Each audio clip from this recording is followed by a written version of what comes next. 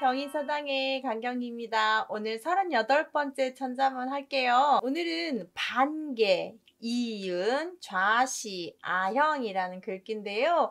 오늘은 임금을 위해서 정치를 잘한 재상들, 신하들 이야기, 그래서 아주 태평성대 잘 이룬 이야기, 이런 이야기가 있을 것 같습니다.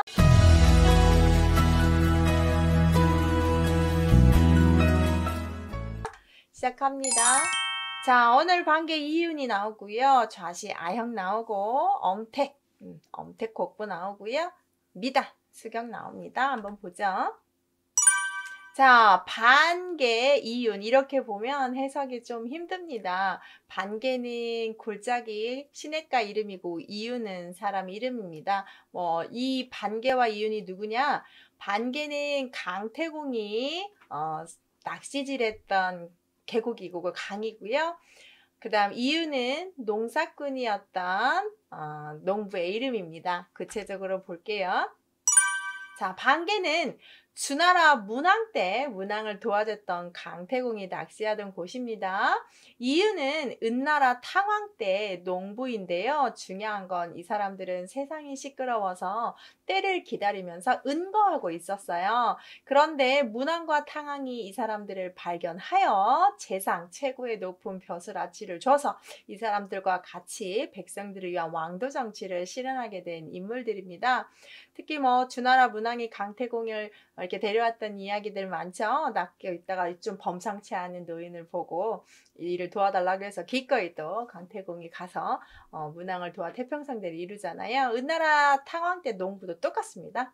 농부였지만 와서 좋지 못한 법들을 실행하는 사람들 과감하게 귀행 보내고 반성하면 다시 데려와서 또 정치에 참여시키고 이렇게 큰 재상 노릇을 하는데요. 자, 그 다음 줄 보시면 좌시 아형이라고 합니다. 그래서 그때 옆에서 이 사람들이 도와주고 아형 역할을 하는데 이 아형은 관직 이름입니다. 언덕아자와 저울대 형자지만 언덕아를 의지하다. 저울대는 저울질한다니까 균형을 하겠다라고 하는 거죠.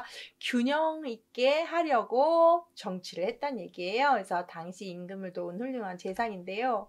자, 좌시 아형, 아형은 상나라 관직의 명칭인데요. 상나라는 은나라라고 하는 하은주 시대 상나라 때 천하 사람들을 의지하여 균평하게 하려고 정치를 하는 행위, 그런 관직이에요. 이 사람들이 이제 균형을 잡고 임금 입장과 백성들 입장에서 조율을 하는 관계가 신하들의 입장이잖아요. 그래서 여기에 보시면 좌시 아형 역할을 하는 그런 신하들이 있었다. 해석이 상당히 힘듭니다. 이런 말들을 알지 못하면.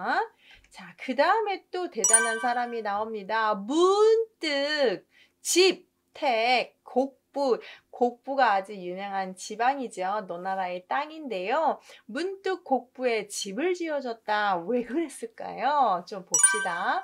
곡부는 주나라 성왕이 주공단을 곡부에 봉해서 거기를 다스려 주세요 라고 하고 노나라 도읍으로 삼아준 곳입니다. 현재는 곡부에 가면 공자의 고향이기도 하고 공자의 사당이 있고요. 공자가 제자 가르쳤던 강습 장소도 있고요. 공자의 묘소도 있는 데가 바로 곡부입니다. 왜 곡부라고 지었냐면 이 언덕이 꾸불꾸불이 7에서 10리 정도 펼쳐져 있는 지형이 있는 그런 곳이래요.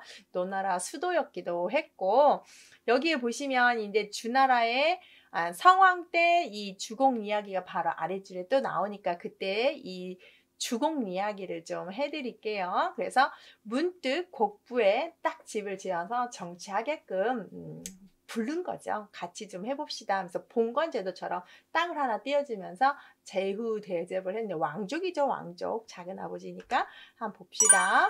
자, 아침단 누구수 경영하령. 단이 아니라면 누가 경영하겠느냐. 이 말은 부정어로 끝났지만 단뿐이다. 단 아니면 누가 하겠냐. 이 말은 단이 제격이다. 이런 말이겠죠. 도대체 이 아침단은 이름이기 때문에 해석하면 안 돼요. 단은 누구냐? 주공이라고 하는데요. 문무왕이라고 하는 하나라, 은나라, 주나라 시작을 하는데 이 주나라를 세웠던 사람이 문왕, 무왕이에요. 그 문왕의 아들 무왕의 아우입니다. 이게 문왕하고 무왕이에요. 아시겠죠? 이게 문왕에는 아들이 2명 있는 거죠. 그래서 무왕의 아우이고 무왕의 아들 성왕을 도와준 겁니다. 단이. 이게 작은 아버지로서 도와주죠. 이 이제 그 왕을 도와주면서 단이 작은 아버지만 조선에 있는 우리 단종을 죽이는 세두처럼 그렇게 하지 않고 정말 성심껏 보필을 하게 되는 겁니다. 그래서 이 단이 다스리는 땅을 노나라라고 아까 말했잖아요. 책봉을 해주는 거죠. 그러면 거기 가서 정치를 잘했겠죠. 이런 식으로 신하들을 이렇게 뭐 신하 이야기가 오늘 지금 나왔잖아요. 여기 아까 강태국 나왔고 이윤이라는 사람 나왔고 지금 주공이라는 사람 나왔고 이 주공이 또 다스렸던 곡부라는 이야기가 나온 겁니다. 나라를 다스릴 때 이렇게 신하들 사람이 정말 중요한 저번에도 얘기했지만 인사가 만사인 사람이 어떻게 다스리냐 어떤 사람이 가냐 정말 다르죠. 우리도 선거 같은 거 한다거나 사람 뽑을 때 정말 중요한 이유가 그 사람으로 인해서 모든 것들이 변하잖아요. 옛날에도 이 주공 단이 문왕의 아들 무왕의 아우 그 다음에 무왕의 성왕을 도운 사람입니다.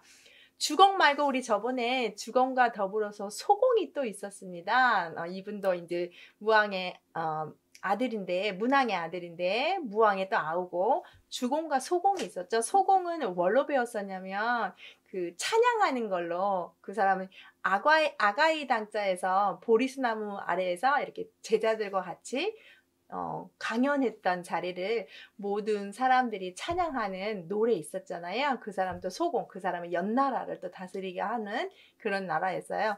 주공과 소공이 있었습니다. 오늘은 주공 이야기로 마무리가 되네요. 오늘 천담은 39부 하겠습니다. 저번 시간에 38부에서 인사가 만사다라고 해서 인지를 잘 써야 임금이 잘 정치할 수 있다고 했습니다. 그러면 어떤 인재들이 역사적에 있느냐 이런 부분을 좀 보시겠습니다. 오늘은 환공, 광학, 제약, 부경이라고 시작을 하는데요. 역사적인 인물들 정말 임금을 도운 훌륭한 인물들 이야기가 좀 있을 것 같습니다. 한번 같이 하시죠.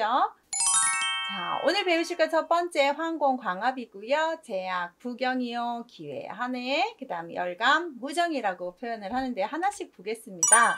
먼저 굿셀환 귀공에서 환공이라고 해서 여러분 제나라 환공, 춘추시대의 5패라고 하는 그 춘추시대를 이끄는 대단한 왕을 5명이 순서대로 있는데요. 그 중에 제나라 왕인 환공이 제일 먼저 제패를 하죠. 바를 꽝, 바로잡을 꽝, 만난 합자입니다. 제나라 환공은 천하를 바로잡았다. 그리고 제후들을 규합했다. 많이 흩어져 있는 춘추 전국시대에 서로 자기가 잘 하겠다고 해서 제후들이 다 지방을 잇지만 다 합해서 그 중에서 제일 1등인 자기가 제나라 황공이 되죠. 이 제나라 황공이 나중에 다 패하면 이제 진나라 문공으로 가고 진나라 문공이 가면 초나라 장왕이 가고 그 다음에 이제 오나라의 합력, 월나라의 구천까지 이렇게 해서 5패라고 표현을 하는데요. 제나라 황공이 제일 먼저 제패를 합니다. 그래서 제나라 황공이 천하를 바로잡고 제후를 규합했다라고 해서 천자문에서 제나라 황공이 그러면 어쩌면 이렇게 잘할 수 있었느냐, 누구 때문이냐라는 걸 좀 봐야 되는데요. 깊이 보겠습니다. 제나라 황공은 관중이라는 사람하고 함께 천하를 다스리는데요. 원래 제나라 황공은 제나라 양공의 아우였습니다. 그래서 이 양공이 죽고 난 다음에 누가 후계자로 되냐라고 해서 이 제나라 황공이 되는 소백과 규가 서로 다툼을 하고 있는데 빨리 수도에 들어오는 사람이 왕이 되었는데요. 그때 이 제나라 황공이 소백이 먼저 도착을 하는데 소백을 옆에서 보필하는 사람이 포수가였고 규를 보필하는 사람이 관중이었는데요. 당연히 관중은 자기가 모시는 사람이 제나라 왕이 되기를 원했죠. 그래서 복귀하는 중에 소백을 화살을 쏴서 이렇게 암살 시도를 하는데 죽지는 않습니다. 결국에는 포스가가 모시는 소백, 제나라 황공이 되는데요.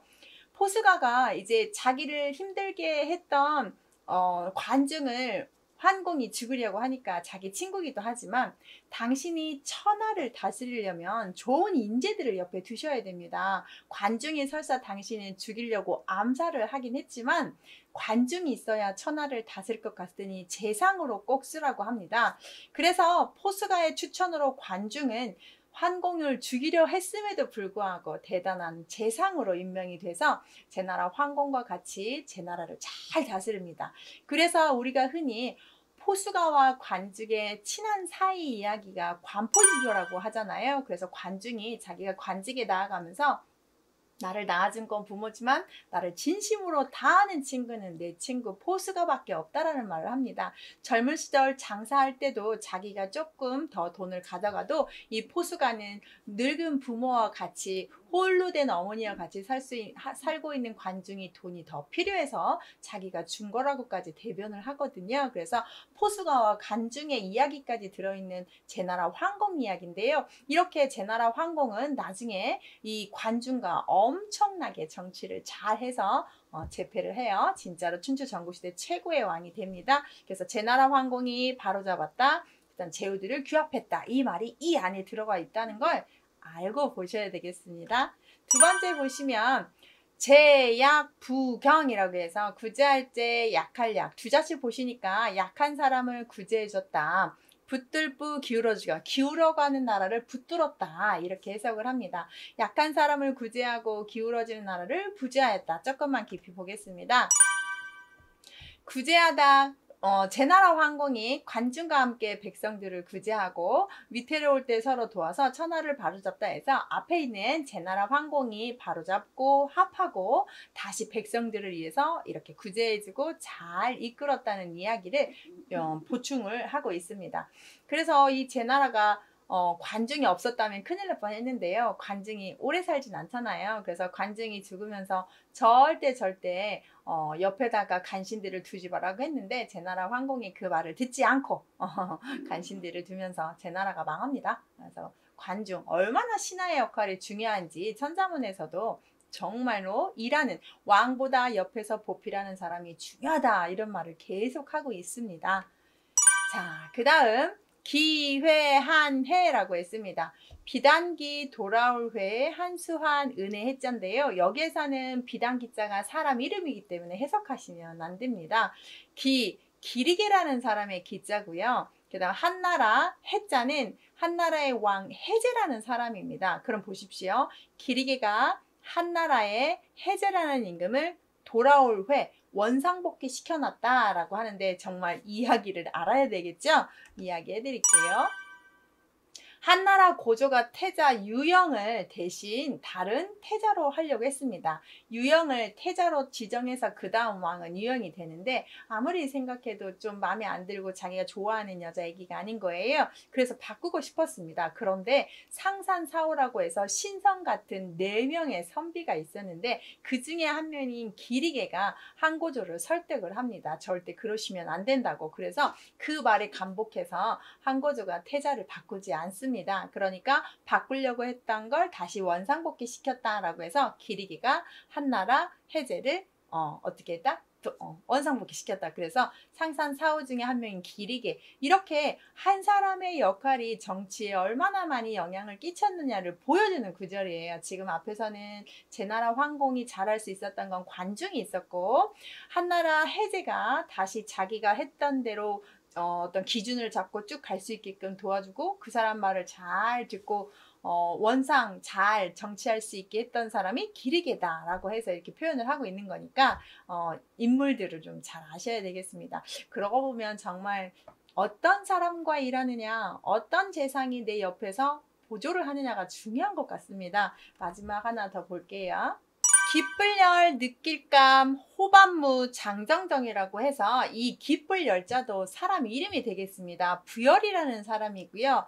부열, 상나라 부열은 무정에게 왕 이름입니다. 무정에게 느낄감, 어떤 그 사람한테 무정이라는 임금한테 느낌을 받았다. 그 사람한테 예쁨을 받았다. 그 사람한테 조금 어떤 좋은 느낌으로 다가갔다. 이런 뜻이에요. 힘들죠? 만약에 얘를 말씀설로 한다거나 그대로 해석하면 해석이 되지 않습니다. 부열의 열자에서 열로 읽으셔야 되고 느낄감으로 하셔서 또 무정은 사람 임금 이름이기 때문에 보십니다. 그래서 상나라의 부열이라는 사람이 무정이라는 사람 왕에게 감흥되었다. 그 사람한테 예쁨 받았다. 이 뜻인데 조금 설명해 드릴게요. 자, 무정이라는 사람은 은나라의 고종 이름입니다. 부열이라는 사람은 은나라의 재상입니다. 나중에 이 무정이라는 왕이 이제 은나라 고종이 부열을 재상으로 맞이하는데 재상으로 맞이하는 그 스토리가 재밌습니다. 고종 꿈에 성인이 나타나서 고종이 그 어떤 형상을 보여줍니다. 너가 정치를 잘하려면 이 사람이랑 해야 된다라고 꿈을 꾼 거예요. 그런데 너무 구체적으로 얼굴을 알려준 거죠. 알려줬더니 구체적으로 어디에서 뭐 하는 사람이다 라고 알려줘서 진짜 꿈에 나온 대로 그 사람이 있는지 가봤는데 그때 당시에 부열이라는 사람은 죄수들과 같이 담장 쌓고 있는 성곽 보수하고 있었어요. 죄인처럼. 그런데 가서 정말 선인이 했던 꿈처럼 인상이 똑같은 사람이 있는 거예요. 그러니까 선인이 이제 예지를 준 거니까 이 고종이라는 왕이 부열을 이런 꿈을 꿔서 너와 같이 내가 나라를 잘 다스려 보자라고 해서 재상으로 삼습니다. 그래서 부열이라는 이 신하는 무정이라는 왕의 느낌, 그 느낌으로 이쁨을 받아서 재상으로 임명이 된 거죠. 그러면서 이 은나라 고종이 부열에게 잘해보자 라고 하면서 시경에 이런 말을 했습니다. 술을 만들 때 제가 어디 썼는데 술을 만들려면 네가 누룩이 되었으면 좋겠다. 국의 간을 맞추려면 네가 소금과 매실이 되어라 라고 하면서 정말 쓸모있는 사람이 되라 라고 이렇게 간청을 했다고 합니다. 내가 너 믿고 하는데 진짜 잘해야 된다 뭐 이런 당부를 받았다는 거죠. 오늘은 이 천자문에 나오는 임금들이 잘할 수밖에 없었던 것은 좋은 인재인 관중과 제나라의 환공은 관증이 있었고 길이게는 한나라 은혜왕에게 태자 바꾸지 말라고 했고 그다음 은나라 고종은 부열이라는 재상이 있었다는 거 꼭 기억하시고 진짜 인사가 만사입니다. 사람을 잘 쓰면 모든 일이 잘 된다는 게 천자문에 나와 있네요. 오늘 40부에서는 준예 밀물 다사 식령이라고 시작하는 구절을 보는데요. 중국의 춘추 전국시대 역사 이야기가 좀 나올 것 같습니다. 집중해서 보신다면 잘 이해가 되실 것 같습니다. 처음부터 끝까지 저와 함께 하시죠. 시작하겠습니다. 자, 천자문 오늘 배우시는 건 준예 밀물이고 다사 식령 다 해석이 되셔야 됩니다. 진초 다시경 경패 조위 곤횡이다 라고 했는데요. 역사 좀 보지요. 먼저 중걸준 어질 예자인데 원래 풀별 예자지만 여기서는 중걸준과 짝이 되면서 좋다라는 의미로 들어가겠습니다. 어질다, 좋다, 훌륭하다로 보시고요. 원래 빽빽할 밀이지만 치밀하게 계획해서 뭔가를 잘 하다고 말 물자도 뭔가를 잘 다스리다라는 해석으로 좀 바뀌게 됐습니다. 그래서 중걸들이 다스림에 힘쓴다. 자, 보시면 이렇게 말물을 부지런하다라고 좀 바꿔서 해석을 해보겠습니다. 준과 예자를 찾아보시면 이 준걸준은 1000명 중에서 뛰어난 사람이고요. 예자는 준걸준보다 약간 한 등급 아래인 100명 중에서 뛰어난 겁니다. 이렇게 보셔도요. 자, 1000명에서 1명. 100명에서 1명 이 말이면 경쟁률이 장난이 아닌 거죠. 진짜 대단한 사람들이라는 거예요. 근데 이런 사람들이 나라에 와서 그렇게 뽑혀와서 일을 하는데 대강대강 하지 않고 치밀하고 부지런히 하니 나라가 잘 되고도 남겠죠. 안 될 수가 없다는 얘기입니다. 이렇게 천재들이 와서 치밀하게 부지런히 일하는데 나라가 부국강변하겠죠. 반대로 이렇게 1000인 중에 100인 중에서 뽑지 않고 아무렇게나 인재를 쓰고 일도 안 해버리면 나라는 망하는 겁니다. 재덕이 뛰어난 사람들이 모두 조정에 모여들었기 때문에 나라를 다스리는 일에 힘쓰고 있다라는 표현을 합니다. 저희가 앞에 있는 글귀 보고 오셨잖아요. 임금이 잘하기 위해서 어떤 신하들을 데리고 있었느냐, 어떤 신하가 임금을 잘 보필해내를 보셨다면 그런 사람들은 사람들은 이렇게 천인중에 백인중에 뽑힌 사람이요. 들어와서도 일을 열심히 했다라고 천자문에서 강조를 합니다. 두 번째 보실게요. 그래서 마늘따 선비사 그런 인재들이 많아요. 이식 편안할 영자입니다. 그래서 편안하게 된다. 많은 인재들이 있기 때문에 나라가 편안한 것이다. 반대로 많은 인재가 있지 않으면 나라가 편안하지 않습니다. 그럼 인재를 키우려면 공부를 시켜야 되고 공부는 평상시에 꾸준히 하는 게 좋겠죠. 천자문 같은 이런 글귀들도 많이 보면 인문학으로 많이 도움이 될 텐데요. 아이들이 그렇게 많이 시청하지 않아서 좀 속상하긴 하지만 정말 천자문 글귀 좋은 중국 역사 다 배울 수 있는 글귀들입니다. 많은 인재들이 있어서 나라가 편안하다는 뜻이고요. 자, 좀 깊이 보죠. 주나라 문왕이 많은 인재를 얻어서 인도를 정사를 했고 태평한 세상을 했다 해서 우리가 최고의 태평성대를 한 사람들은 주나라 문왕을 좀 표현합니다. 그래서 주나라 문왕이 아주 많은 인재를 훌륭하게 사심없이 썼다라고 평가를 합니다. 그래서 이렇게 많은 선비들로 인해서 나라가 편안해졌다. 이 식은 이것 바로 지시되면서 진짜 편안해졌다. 이렇게 보시면 좋겠어요. 조금 더 보겠습니다. 진나라, 초나라, 번가라, 으뜸하다라고 했습니다. 저번에 제가 춘추 5패 얘기했잖아요. 춘추 시대가 각자 제후들이 잘났다고 하는 틈에서도 일단 제나라 황궁이 첫 번째 왕 노릇하면서 제후들을 쫙 이끄는 왕 노릇하고요. 두 번째는 진나라의 문공이 하고 그 다음에 초나라의 장왕이 합니다. 그래서 그렇게 번갈아 가면서 으뜸을 하게 되는데 깊이 보겠습니다. 메모해 놓으시면 춘추 전국시대 때 진나라 문공과 초나라 장왕이 패권을 번갈아 가면서 하더라 라고 했습니다. 결국에는 역사적으로 보면 이 춘추 전국시대가 지내서 여기를 많은 나라들을 한 나라가 딱 차지하죠. 그게 바로 진시황 진나라가 통일을 하게 되는 겁니다. 그래서 춘추 5패라고 하면 5명의 패권을 장악한 왕인데요. 맨 처음에 제나라 황공이 관중과 같이 일을 하면서 제패를 하고요. 그 다음 진나라 문공이고 초나라 장왕이고 오나라 함려나 월나라 구천이라고 보통 춘추 5패를 이렇게 표현하고 있습니다. 자, 그 진나라가 어떻게 표현하냐면 조나라, 위나라, 고날곤, 가로행 그 옆에 있는 그 진나라를 뺀 나머지 6나라들이 아주 힘들어합니다. 진나라가 세니까. 그리고 각자 나라끼리도 싸우잖아요. 그리고 실력도 비등비등하고 그래서 조나라와 위나라가 가로로 서로 연대하다가 곤란함을 겪는데요. 조나라와 위나라는 연횡책을 따르다가 곤란을 겪는다. 지도를 보면서 좀 얘기를 할게요. 이 진나라를 상대로 하면서 나머지 이 초, 한, 위, 조, 제, 연 이 나라가 진초된 한이조 나라가 합종책과 연행책을 실시를 하는데요. 이 진나라를 옆에다 두고 진나라가 너무 강성해지니 우리가 비등비등한 이 나라들이 어떻게 좀 해보자 라고 해서 소진이라는 사람이 이 6개 나라를 돌아다니면서 뭐라고 하냐면 우리가 다 같이 연합해서 6대 6대 1로 하면 이기지 않겠느냐. 우리가 진나라를 치자 라고 얘기를 합니다. 그런데 아니다. 연행책을 했던 장이가 우리가 다 연대를 해서 진나라를 받들자. 전쟁하면 다 피해를 입으니 받들자. 이렇게 얘기를 합니다. 그래서 결국엔 사람들이 이 6개 나라가 뭘 택하냐면 연행책을 약간 따릅니다. 그래서 여기도 보시다시피 조나라와 위나라도 연행책을 따르기로 마음을 먹습니다. 그런데 진나라가 섬기는 얘네가 편해 하면서 좋아 이렇게 안일하게 한 다음에 전쟁을 해서 하나씩 다 먹어 치우죠.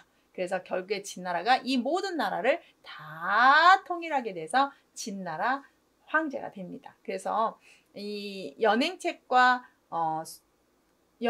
합종책 이야기 때문에 조나라와 위나라가 연행책을 따르다가 곤란함을 겪었다 이렇게 표현을 하는 겁니다.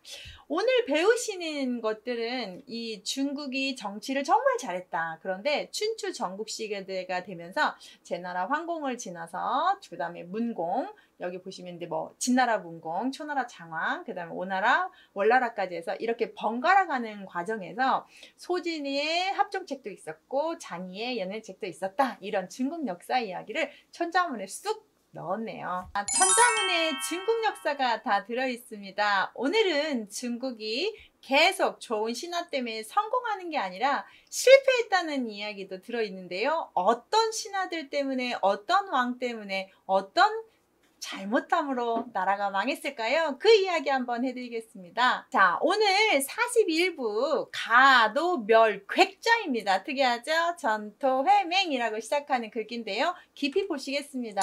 자, 오늘 배우실 거는 가도멸괴, 천토회맹이요, 하준약법이요, 함패, 번형이다 라고 했습니다. 하나하나 이야기가 다 있습니다. 끝까지 시청해 주시면 많이 아시게 될 거예요.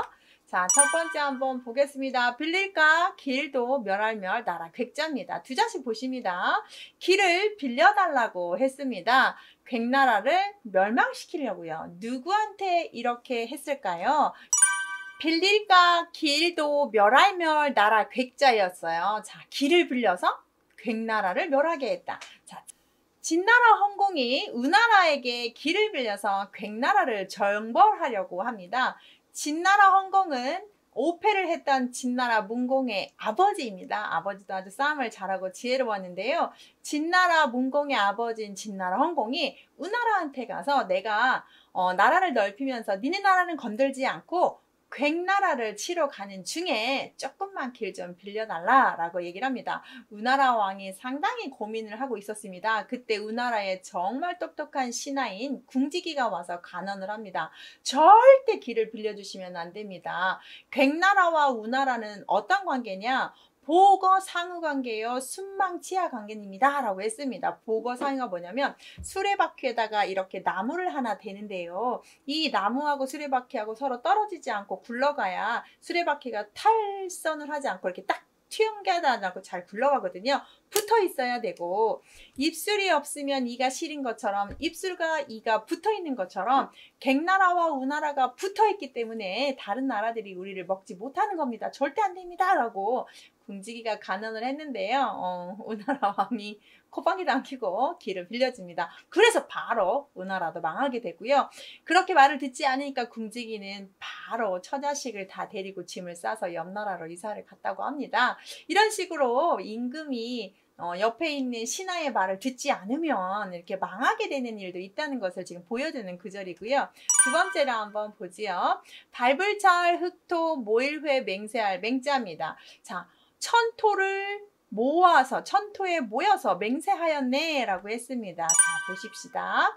진나라 문공입니다. 드디어 이제 제나라의 그 뒤를 이어서 진나라가 문공이 5패 패권을 가지게 됐습니다. 제후들을 모았습니다. 이제 천토에서 맹세를 합니다. 우리가 떠받들 나라는 앞에 있는 춘추 전국시대 앞에 대개 태평상대를 누렸던 주나라 문왕시대를 본받자 라고 해서 천자를 공경하고 조경해서 맹세하면서 결과적으로 춘추시대 두 번째 패권을 이 진나라 문공이 차지합니다. 다들 제후들이 하나씩 땅을 갖고 있기 때문에 나를 중심으로 모여라 라면서 어떤 결맹을 많이 했겠죠. 그래서 여기에서는 진나라 문공 이야기, 첫 번째는 진나라 문공의 아버지 진나라 헌공 이야기가 되었습니다. 세 번째 줄을 좀 볼게요. 어찌하 따를 중 간략간략 맺을약도 되는 벅벅. 여기서는 맺을약 약속약자인데 간략하다고 해석해야 조금 해석이 편해서 제가 조금 바꿨습니다. 원래 간략하는 따로 있지만 약자의 뜻도 여기에 있어요. 자, 여기에 보면 하자를 해석하시면 안 됩니다. 일단 대표 운음이 어찌하여서 제가 쓰긴 했지만 소하라는 사람의 이름이 하자입니다. 소하가 간략한 법을 따랐다라는 뜻으로 해석을 합니다. 정말 이 하자가 사람 이름이 아니면 절대 알 수가 없는데요. 제가 옛날에도 한번 얘기했던 것 같은데, 대학교 가서 이렇게 원문들을 해석하는 시험 문제를 보는데 이름인지 지명인지 책 이름인지 알 수가 없어서 한자 그대로 해석하게 되면 해석이 다 엉망진창이 되겠죠.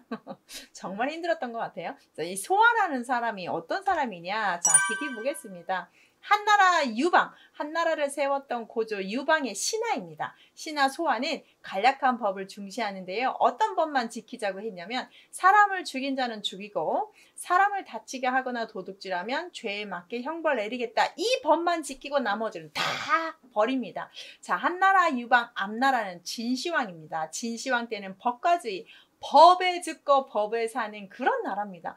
백성들이 너무너무 힘들었습니다. 법을 지키지 않으면 벌금이 아니라 그냥 사형입니다. 그러니까 너무너무 힘든 거예요. 자, 한나라 유방이 그걸 보고 똑같이 하면 안 된다고 생각해서 제일 먼저 이 법을 간단하게 만들어야 된다라고 했습니다.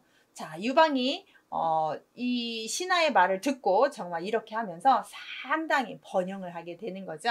반대로 세 번째 줄을 보시면 한비자예요. 패할패 한비자 이름 한비는 번거로울 뻔 형벌형. 반대로 한비자는 벌을 너무너무 그 법을 번거롭게 많이 제약을 합니다. 그래서 형벌을 결국엔 받게 되는데요. 한비는 가혹한 형벌에 피파였다. 반대예요. 아까 소하는 간략한 법이었는데 한비자는 아주 복잡한 법을 강조를 하는데요. 자, 진나라 때 아까 제가 법가지라고 했잖아요. 진나라 한비자는 엄격한 법을 중시하게 돼서 나라를 망하게 하는데요. 특히 한비자와 이 진시황 때 진나라 왕을 보필했던 이사라는 사람이 있는데 이사와 한비자는 대단한 법가지이고요. 선생님이 같습니다. 우리가 공자, 맹자 할 때 순자의 제자입니다. 둘 다 순자의 제자인데 한비자가 훨씬 똑똑했다 그래요. 이사보다는. 한비자가 책의 법과 술책을 사람에게 음식과 같은 것이어서 법 없이는 안 되나 해서 법을 엄청나게 되는데요. 나중에 이사가 그 법에 걸리게끔 한비자를 모함을 하면서 한비자를 형벌을 내려서 그 법령에 있는 형벌대로 한비자를 죽이게 됩니다. 그래서 자기 법에 자기가 걸려서 죽게 되는 거죠. 이사도 마찬가지로 그렇게 죽습니다. 그래서 이렇게 한비자는 법을 엄격하고 많이 번거롭게 만든 신하여서 안 됐고, 그 다음 유방의 신하인 소아는 간략한 법 때문에 살았다. 그 다음 여기에 보시면 아까 문공의 아버지 헌공 이야기하고 그 다음에 진나라의 문공 이야기 했잖아요. 진나라 문공은 아주 잘 아버지 뒤를 이어서 엄청나게 번영한 나라를 잘 했다. 특히 진나라 헌공 이야기에서 궁지기의 간언을 듣지 않았던 우나라가 망한 이야기까지 오늘 한번 해드렸습니다. 오늘은 천자문 42부입니다. 앞서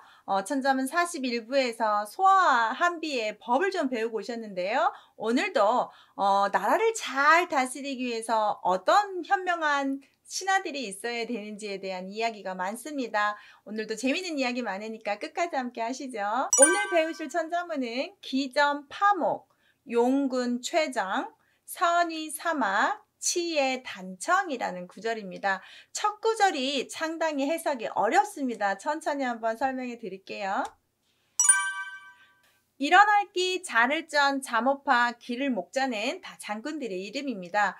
백기의 기자고요. 왕전의 전자고 연파의 파자고 이목의 목자가 되겠습니다. 자세히 한번 보실게요. 자, 백기와 왕전은요. 진나라의 장수고요. 연파와 이목은 조나라의 장수가 되겠습니다. 특히 백기, 왕전 이렇게 진나라와 조나라는 상당히 경쟁 관계가 있었습니다. 춘추 전국시대 아주 패권을 하기 위해서 싸웠던 나라인데요. 백기가 연파를 쉽게 물러뜨리지 못했어요. 그래서 이 진나라에서 간귀를 쓰면서 소문을 냅니다. 아, 백기가 지금 조나라를 쳐들어가지 않는 것은 연파 장군이 너무 실력이 없어서 싸우나 마나 해서 그닥 그렇게 두려워하지 않고 있대. 그런데 두려워하는 사람이 조괄이라는 장군이래. 이런 소문을 냅니다. 그래서 그 소문을 들었던 조나라는 연파 장군을 내리고 조괄 장군을 위로 올리는데요. 그 조나라의 아주 똑똑한 재상 인상여가 절대 그러시면 안 된다고 했음에도 불구하고 장군을 바꿉니다. 그래서 이제 진나라의 계략처럼 됐기 때문에 백기가 조괄 장군을 훤히 알잖아요. 그래서 바로 쳐들어와서 조나라의 병사 40만을 다 가져가고 성곽을 뺏어서 생매장에서 죽이게 됩니다. 진나라 입장에서는 대단한 장수죠. 왕전이라는 장수도 60만 명으로 초나라를 물리친 왕인데요.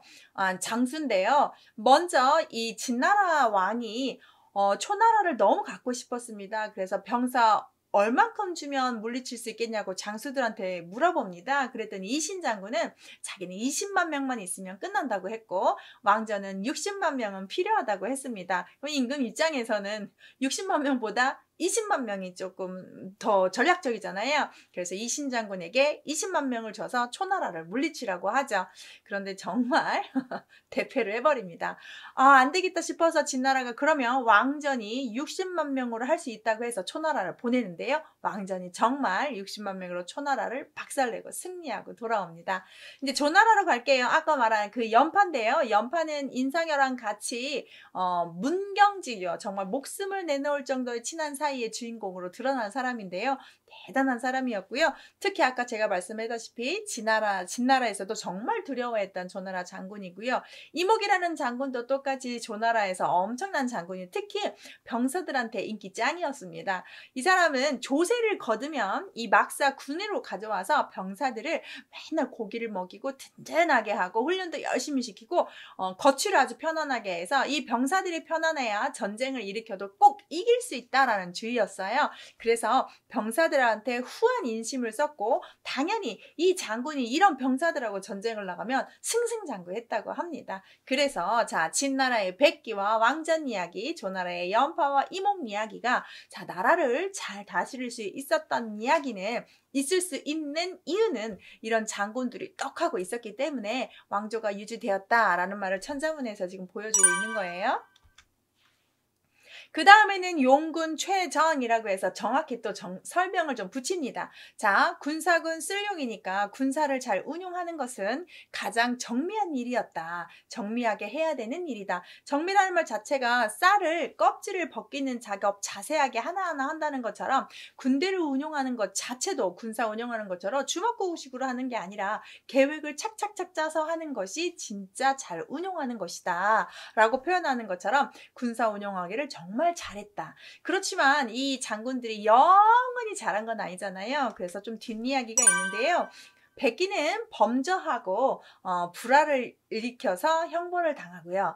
연파는 조항이 너무 애가 많이 병사도 잃어버리고 땅도 뺏기고 겁도 많다고 싸우지 않고 자기가 가라게도 안 한다고 하면서 파면을 시켜버리고요. 이목이라는 장군은 진나라에서 무고를 당해서 처형당하기도 합니다. 그래서 결국엔 좀 이렇게 좀 멸망하지만 그래도 왕성한 전성기엔 대단한 장수들이었던 건 맞습니다. 이 왕성한 이런 승기, 이런 장군들의 소문이 났습니다. 드러날 선 위험이 사막, 모래사, 사막막, 사막까지 이 사람들의 대단한 용기가 드러났습니다. 해석을 보시면 장수들의 유형과 이런 무용담들이 사막까지 선양되었다라고 했습니다. 그러면 이렇게 위쪽에 있는 흉노적들이 이런 소식을 들었습니다. 40만 명을 생매장하고 60만 명으로 쳐부셨다고 그러고 이런 얘기를 들었으면 감히 쳐들어올 생각을 못 하잖아요. 그런 것들이, 이런 장수들의 소문이 점점 국경선을 더 튼튼히 하는 역할을 했다는 얘기예요. 그래서 사막까지 선양하였다라고 표현을 하는 거죠. 이제 뭐도 하냐면 달릴치 기릴레 붉을단 푸를청입니다. 달려간다. 그 사람들의 명예가 달려간다. 어딜까? 흉노조 그 사막 위에까지 전 세계로 뻗어나가고 있었고, 단청이라는 말은 붉을단자의 푸를청인데 옛날에 색깔지는 그림을 상징합니다. 그래서 채색으로 얼굴을 그려서 그 사람들의 명예를 드날렸는데요. 조금 구체적으로 보시면 단청은 모습을 그린 것이라고 하고요. 공을 세우면 얼굴을 그려서 명예를 영구히 드높였다. 지금 같으면 이제 액자 만들어서 그 사람 영원히 기록하는 그런 것처럼 우리도 임금 이름 얼굴을 그리잖아요. 그런 것처럼 변방에 있는 국가들까지도 이 사람처럼 하라라고 모델로 그림을 그려서 가지고 있기도 했고, 나라에도 이런 우리한테 훌륭한 장수가 있으니 우리는 정말 이렇게 국위선양한 사람이다라고 보여주기도 했다고 합니다. 오늘 배우는 이 장수들을 통해서 왕조가 잘 되려면 임금뿐만이 아니라 신하도 잘 돼야 된다는 구절을 좀 배우셨습니다. 오늘은 천자문 43부입니다. 얼마나 나라가 왕성할 수 있는지, 왕성하다면 무엇을 잘 했기에 왕성했는지 그런 이야기 한번 해드릴게요. 자, 오늘 배우실 건 구주, 우적이라는 말, 백군, 진병, 악종, 항대, 선주, 운정이라는 말을 배우는데요. 하나하나 해석이 있습니다. 구체적으로 한번 해드릴게요. 구주 우적이라고 했습니다. 아홉구 고울주, 임금의 자치적. 이것만 해석하게 되면 구주는 우임금의 자취가 남아있다라는 뜻인데요. 잘 보시면 중국의 지도이고요. 중국을 9개 주로 나눠서 본 지도입니다. 그러면 이 구주는 누가 만들었느냐? 우임금이 나눴다고 표현을 하는 겁니다. 특히 이 우임금은 치수의 왕이라고 해서 물을 다스리는 왕입니다. 그래서 이 물을 잘 그 강 주변으로 해서 이렇게 땅을 나눴다고 표현하는데요. 기주, 연주, 청주, 서주, 양주, 형주, 양주가 또 있지만 예주, 한자가 다르고요. 옹주 이렇게 해서 9개로 우임금이 나눴다고 보는 거예요.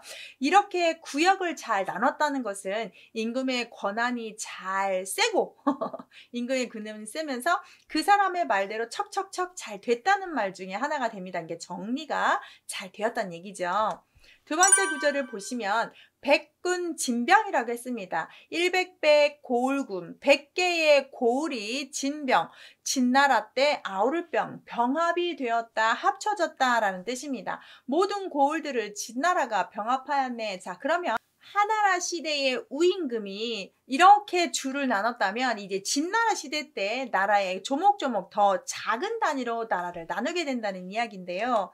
자, 진나라 진시황이 천하를 통일을 하고 봉건제를 폐지합니다. 이 봉건제라는 얘기는 맨 위에 친척 관계에 있는 사람한테 땅을 나눠주어서 내가 땅을 준 만큼 나에게 어떤 병사를 바친다거나 세금을 바치는 이렇게 해서 주종관계가 되는데 그렇게 하지 않고 이제 법적으로 다 묶어버리는 중앙집권 국가 관계로 진나라의 진시황이 통일을 하면서 만들죠. 그렇다고 하면 법으로 정해진 지도자를 합니다. 이제 봉건제도처럼 가족을 보내는 게 아니에요. 그래서 36개의 군을 설치해서 군수와 군의와 감호사라는 직책을 주면서 중앙 집권 국가로 만들었다. 이 말은 벌써 우임금이 주를 만들고 진나라가 군을 만들어서 나라의 기틀이 척척척 잘 되었다. 이렇게 표현하시면 되겠어요. 악종항대라고 했습니다. 여기 악자가 산하 큰산 악자죠. 종자는 어떤 마루종이라고 해서 기본, 기틀이 된다라는 뜻이에요. 항상항 대산인데 오악은 항상과 대산을 종주로 삼았다. 우리가 종갓집 할 때 종자죠. 산은 항자, 여기서 항상항이 항산이라는 상자고 대자는 대산의 대자인데 대산은 보통 중국에서 제일 큰 태산으로 봅니다. 그래서 나라가 잘 되기 위해서 제사를 지내고 기틀이고 우리를 지켜준다고 하는 신을 모시는데요. 그 신의 산신이 항상과 태산입니다. 태산, 대산. 여기서 근데 대를 썼으니까 대산이라고 해야겠죠? 그래서 중국에는 5개의 오악이 있는데요. 태산, 숭산, 형산, 화산, 항산이 있고요. 참고로 우리나라 오악 5개 산은 금강산, 묘향산, 지리산, 백두산, 삼각산이 있습니다. 참고로 제가 알려드리고 마지막 여기에 터닦을선, 참선할 선이 맞죠? 주장할 주, 이룰운 정자전인데 여기서 이룰운자와 정자전도 산 이름 중에 하나입니다. 봉선의 제사는 신에게 우리나라 잘 해달라 신들에게 제사를 지내는 거 봉선이라고 하시면 돼요. 운운산과 정정산에서 주로 하였다라고 해서 해석을 잠깐 보시면 태산은 하늘에 제사를 지낼 때 가는 곳이고 운운산과 정정산은 산천의 신에게 제사를 지내는 곳입니다. 그래서 운운과 정정은 태산의 아래에 있는 작은 산, 천자가 반드시 이곳에 머물면서 제사를 지내야 되는 것이 당연한 임무였어요. 이렇게 해야 신을 잘 모셔야 된다고 하는 것이 국가의 기틀을 마련하는 건데 한 예화가 있습니다. 진나라 때 왕이 이제 진시황이 제사를 이 태산에서 하고 오고 내려오는 중에 엄청난 비바람과 소나기가 왔대요. 그래서 막 신하들이랑 같이 이렇게 숨었는데 5개의 소나무 밑에 탁 숨어서 비를 잘 피했다고 합니다. 그래서 진시황이 너무너무 고마운 거야. 그래서 와가지고 그 소나무 5개에다가 계급을 내립니다. 고맙다고 해서 대부라고 계급을 내리는데 5굴이었잖아요. 그래서 그 소나무를 오대부라고 불렀다고 해요. 그 정도로 아주 성스럽다는 얘기죠. 제사를 지내는 일 자체가 모든 국가의 기틀의 기본이 된다고 믿었기 때문에 이렇게 잘 모신다면 이런 우리의 왕성한 나라는 끝까지 유지될 것이다 라고 하면서 문장이 마무리가 되는데, 오늘 44부 천자문 하는데 이렇게 보시다시피 24자라고 썼죠. 보통은 제가 16자씩 하는데 오늘은 조금 더 있는데요. 천자문이 주제가 좀 나눠집니다. 한 3, 4개로 나눠지는데, 지금 하고 있는 부분이 임금과 신하 사이, 그리고 나라가 잘 이루어지는 궁전 이야기, 뭐 이런 중국에 대한 이야기였고, 바로 앞에 43부에서 나라를 잘 나누고 지도자를 세우고 제사를 잘 지냈더니 이렇게 우리 중국이 잘 연결되고 잘 유지되고 있다라는 얘기로 끝났죠. 그렇기 때문에 그러면 우리한테 정말 멋진 나라의 지형을 좀 소개를 하는 거가 오늘 44부인데요. 한번 끝까지 하시죠. 안문, 자세, 계전, 적성, 곤지, 갈석, 거야, 동정, 광원, 면막, 암수, 묘명이라고 해서 주제별로 이렇게 지형이나 이런 이야기로 마무리를 하는데요. 구체적으로 설명을 좀 드릴게요. 안문 자세라고 해서 기러기 한자 문자는 중국의 하나의 관문이고요. 자세는 우리가 흔히 아는 붉은색으로 만든 땅, 변방, 만리장성을 뜻하는 말입니다. 자, 안문은 주변 이민족과 접한 지역의 국경선 관문이고요. 자세는 북방의 병반요사인데, 기러기 한자를 쓰는 이유는 기러기가 넘어가는 산 높이만큼 높이 있는 곳이다라고 해서 이렇게 썼다고 해요. 그래서 안문과 자세가 있다, 우리나라에는 이런 성곽문이 있다 소개를 하고요. 두 번째는 이제 계전, 적성인데요. 계전이라고 하는 것과 적성도 있다. 그럼 계전이 뭐고 적성이 뭔지를 좀 보셔야 되겠죠? 자, 계전은 돌궐의 지명이고 쉬어가는 역참이 있는 곳이고요. 적성은 중국 현 지명 이름 중에 하나입니다. 특히 이 적성에서는 제사를 많이 지냈던 곳이라고도 하는데요. 이런 식으로 중국이 상당히 국경선이 넓어요. 지금도 보시면 53개 이민족이 또 있다고 표현하는 것처럼 상당히 중국이 넓은 땅을 갖고 있는데, 이렇게 우리는 이런 것도 있고 저런 것도 있다 해서 중국의 아주 중요한 요새들을 표현한 거라고 생각하시면 돼요. 그 다음에 또 뭘 얘기하냐면 곤지, 갈석인데, 우리는 곤지도 있고 갈석도 있다 구체적으로 보죠. 자, 곤지는 한무제가 곤명제에서 수전을 익혔던 저수지고요. 갈석은 역대 제왕이 순행하던 거, 순행이라는 말을 한번 순찰 도셨던 그런 지형이라는 뜻입니다. 특히 이 곤지가 물싸움, 바다에서 싸우는 연습을 할 때 썼던 아주 큰 연못이라고 보시면 되겠어요. 또 하나 거야 동정이라고 해서 거야와 동정호가 있는데요. 거야는 또 무엇이냐? 자, 거야는 옛날 호수인데요. 이 노나라, 로라라고 썼네. 노나라에서 사냥하던 곳이고요. 동정호는 중국에서 두 번째로 큰 담수호를 뜻한다고 해요. 풍경이 아주 뛰어나서 시인들과 화가들이 좋아했던 곳이라고 합니다. 광원, 면막을 한번 보시면 광원이라고 해서 아득히 멀리 펼쳐 있다 보십시오. 멀광, 멀원, 멀면, 멀막. 원래 여기는 발굴광이고 얘는 손명자인데 멀다라는 뜻들을 갖다 좀 수식어로 쓴 것 같습니다. 멀리 있다는 걸로 표현인데, 자기네 땅이 정말 넓다는 표현을 표현하고 있는 거라고 생각하시면 돼요. 자, 그래서 면막은 매우 멀다. 위 글에 나열한 산천들이 모두 아득히 멀리 쭉쭉 끝이 안 보이게 있다. 이런 말을 표현한 거라고 합니다. 마지막 구절인데요. 암, 수, 묘, 명이라고 그래서 바위산은 우뚝하게 있고 바위, 산골수, 물이 아득히 깊다, 아득히 어둡다는데 바다를 상징하고, 바위암과 산골수는 산을 하는데요. 제가 이렇게 좀 산 봉우리에 대해서 좀 정리를 한번 해드릴게요. 먼저 보시면 우리가 봉이라고 하는 건 뾰족할 때 봉이라고 하고요. 릉은 평평할 때 릉이라고 한대요. 마는 둥근 봉우리고요. 령은 봉우리가 서로 이어져 있을 때 령이라고 하고, 상단이 뭐 령, 우리 대관령 할 때처럼 봉우리 연결되어 있어야 돼요. 숫자는 봉우리에 굴이 있어야 돼. 산골 수라고 했잖아요. 암자는 봉우리에 바위가 있어야 됩니다. 그래서 이렇게 약간 구분이 돼요. 여기서 보시다시피 그런 바위 하면 엄청 큰 바위고요. 이렇게 이 봉우리 위에 동굴이 있을 정도로 그런 산골이란 뜻이죠. 산이 높고 물이 깊어서 우리는 얼만큼 높은지 모르겠다. 얼마나 헤아릴 수 없을 정도 우리나라는 이렇게 넓고 국토도 엄청나고 이런 요새도 가지고 있고 이런 연못도 있고 이런 산도 있어 라고 천자문에 중국을 많이 찬양하는 글이 좀 써 있습니다. 이렇게 해서 주제가 하나 딱 끝나고요. 다음 편에서는 이제 새로운 주제로 인간의 뭐 행복, 도덕, 도리 이런 이야기로 연결될 겁니다. 다음 편 기대해 주세요. 감사합니다.